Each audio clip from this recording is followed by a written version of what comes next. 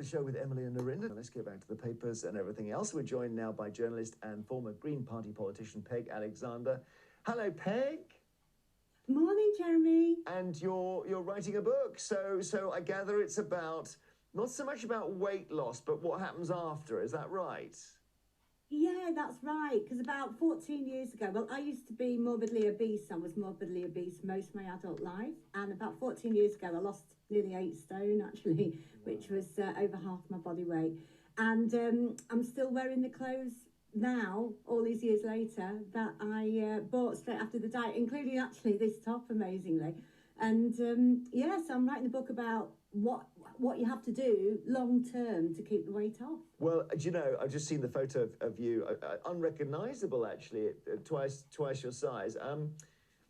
But then I don't want to, be negative about that larger period, because maybe there were lots of good things in your life then as well. I don't know. To be honest, not so much, and a lot of food, if I'm totally honest. But actually, there's still quite a lot of food in my life now, and that's been part of the trick for me, is because basically I like eating a lot. So how could I learn to eat a lot and basically not get back to the size 22 that I was before? And that there's a lot of stuff about science of food in the book, and then also mentally how you prepare yourself for it and how you fit it into your life.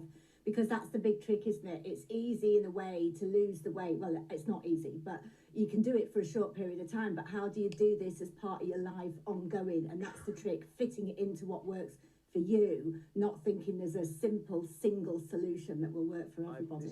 Isn't this fascinating, this thing of how do you keep it off? Is it because our friend Dr. Sarah Jarvis says she hasn't eaten a croissant for 40 years. And I think I'm not able to show that level of control.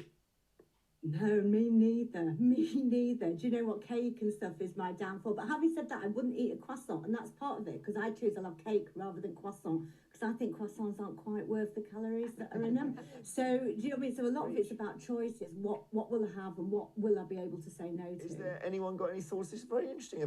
Not so much getting it off, but keeping it off. Narinda? Well, I used to be a bit overweight, and I prefer to say curvy. Yeah, I agree with you. I would never choose a croissant over a cake. A cake will always win. But I think I've got friends who will say, how do you stop? They'll eat a whole bar of chocolate. I'll say I just have a couple of chunks. It's just willpower, because I want to look good in clothes. I want to look good. I can't do 2 chunks of chocolate. I can. I have to do 4. Yeah, 2 what chunks about is you, called the Emily? teas.